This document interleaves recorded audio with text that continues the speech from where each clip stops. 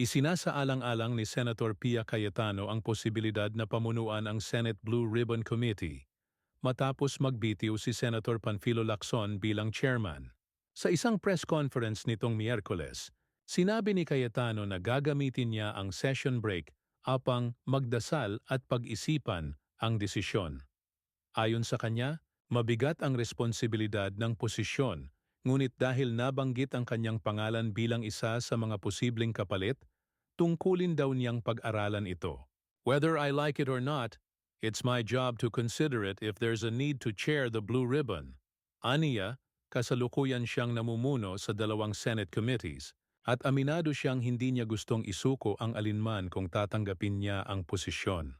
Naniniwala siyang kaya niyang gampanan ang tungkulin, ngunit nais niyang siguraduhin na ang pinakamainam na tao ang mamumuno dahil ito ay defining moment for the Filipino people. Dagdag pa niya, walang pagmamadali sa pagpili ng bagong chairman dahil pansamantalang maaring mamuno ang vice chairperson ng komite.